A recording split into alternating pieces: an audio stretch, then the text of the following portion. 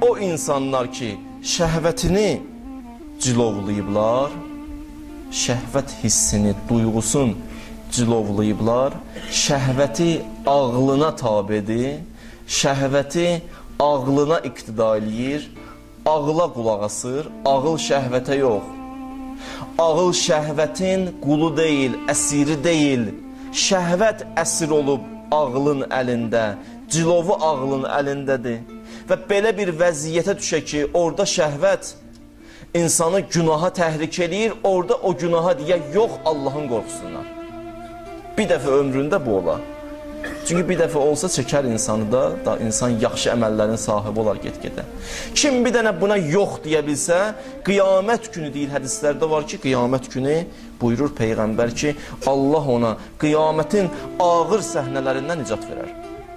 Yox deyə bilər insan. Şəhvət elə bir duyğudur ki, onu ilə mübarizə aparmaq çətin işdir. Asan deyil.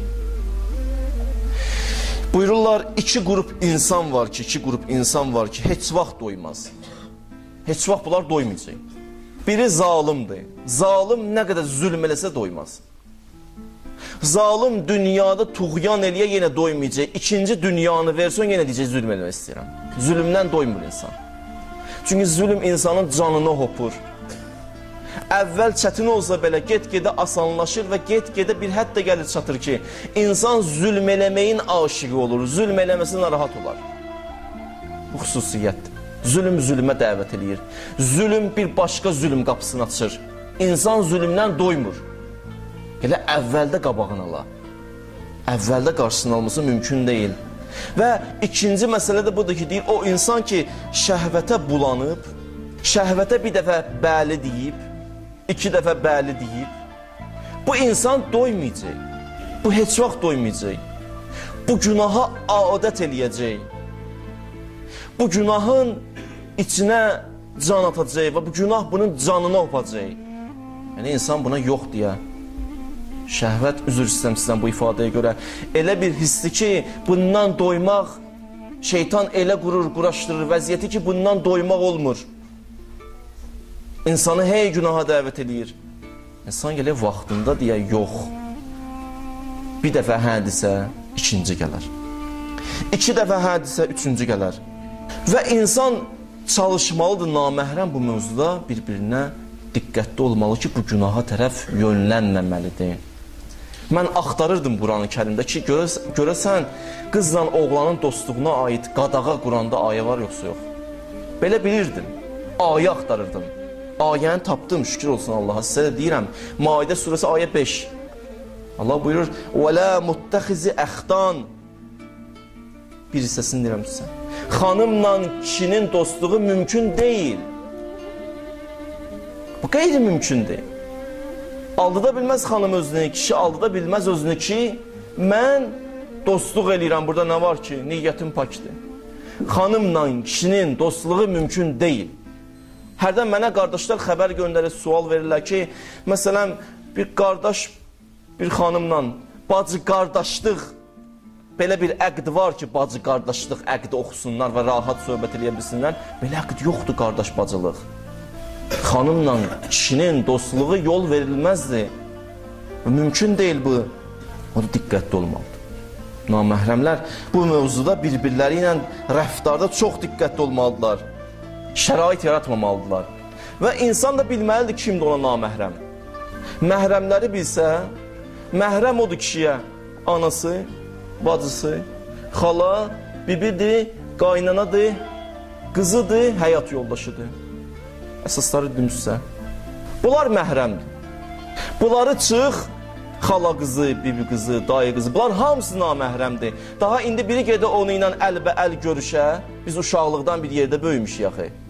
Onun dəxli yoxdur, haramdır. Qəti şəkildə haramdır.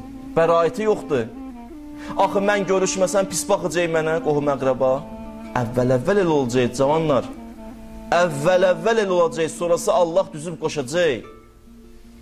Allah sonra izzətdə eləyəcək sən nəsildə, bunu təcrübə göstərib. Amma bir nəfər gələ naməhrəmlə əlbə-əl görüşə, hədisdə buyurulur, Câə yevməl qiyamə məğlulən.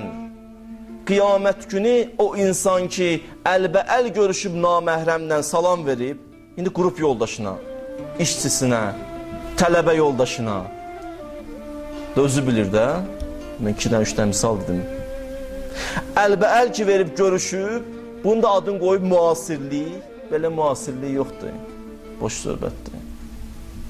Deyir, qiyamət günü gələcək, qiyamətin səhnəsi neçə milyard insanın içində əli zəncirli. Cəmaat da baxır, buna nə olub? Heç naməhrəmlə əlbəəl görüşüb, əli zəncirlidir. Əlində zəncir var.